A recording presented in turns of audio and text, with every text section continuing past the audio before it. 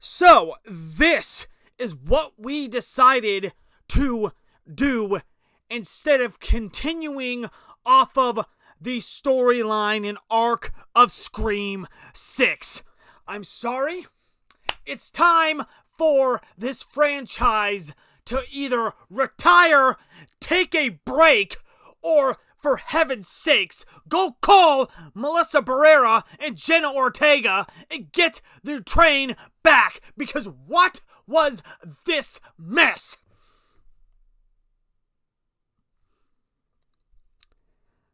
There is so many things wrong with this movie. For starters, let's talk about the plot. So, you mean to tell me that we are expected to sympathize with a mother and daughter trauma bonding script? Are you serious? Really? Really? You expect me to care about Tatum? Or Sydney? As far as I'm concerned, I'm kind of tired of Sydney Prescott. I'd wish she'd die at this point. That's the first issue I have. Second issue I have with this movie is it's lifeless. Where is the energy? Where is the ghostface? Where is the things that make Scream scream? This movie feels sluggish, rushed, tired, boring, corporate, and overall not fun to watch. And then that opening scene. That was probably the worst opening scene since 3. And now watching this, I think Scream 3 isn't as bad now compared to this dog wash of a film. Notoriously, every single opening kill scene for Scream feels fun, feels exciting.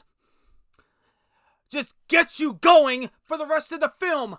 This one was not. It took way too long. This couple took way too long to be inside of the Mocker house. And by the time we get to the kill, I'm already like, okay, this is not a good way to start this movie. And then don't get me started on the AI bullshit. This movie is heavy on the AI. I understand that it is trying to show you how dangerous AI can be, but when it's the center point of the entire film, it is not okay. When has Ghostface ever needed AI to do anything?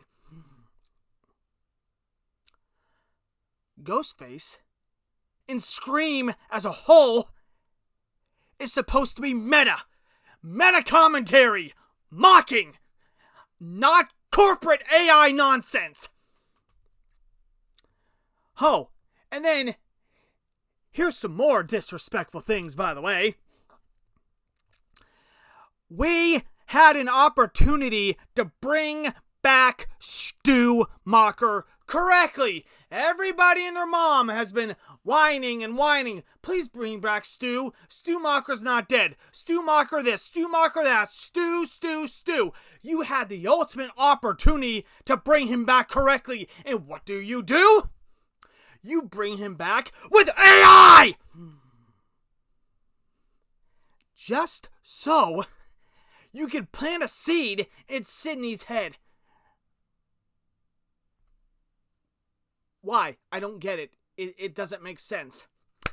And then another disrespectful thing is you bring back all these past Ghostface, right? With AI. And then David Arquette is here. Dewey's back. Once again, AI, but not really back, because he's back, but it makes no sense. So there's that. And then the kills in this movie. What happened to the kills? They're not even fun.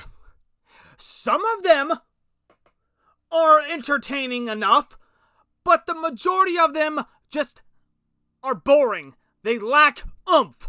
They feel rushed. In one scene, the Ghostface is literally like standing there like stabbing walls throughout the entire time. I'm sorry. I understand he's stalking Tatum and Sydney, right? But Ghostface isn't that stupid. He's not gonna spend, or her, he's not gonna spend that much time stabbing something if there isn't an objective to it. If he can't get what he needs, he's not gonna waste his time. And then the characters. All these new characters make no sense to this story at all, if you can even call it a story, because as far as I'm concerned, it's the Sidney Prescott show. You bring back Chad and Mindy from 5 and 6, who were compelling, who were our core 4, who had some spice to their characters. And what are they? They are Gale Weathers' lackeys. Seriously? You brought them back to be lackeys. They're her camera people? Yeah, okay. Yeah, that makes a lot of sense. No, it does not. And then Gale. Speaking of Gale, how is this woman not dead yet? And of course, she's here. But, again, for what reason? What reason exactly?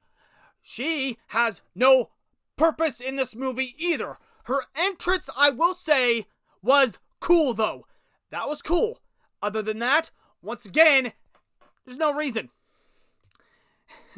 And then, let's talk about Sydney's hubby, okay? Let's talk about the cop. Again, you disrespectfully got rid of Dewey, and you brought in this cop who was what, Iron Man? He's invincible all of a sudden? Every single cop in every single Scream movie has died instantaneously. They have never survived the film except for Dewey. And now Mark is going to automatically survive Ghostface. No cop should be fighting Ghostface that bad. This dude is not the next Dewey, okay? I don't care how much you try to convince me otherwise. He's not. And then, the most agitating, irritating thing of this whole movie is that final act.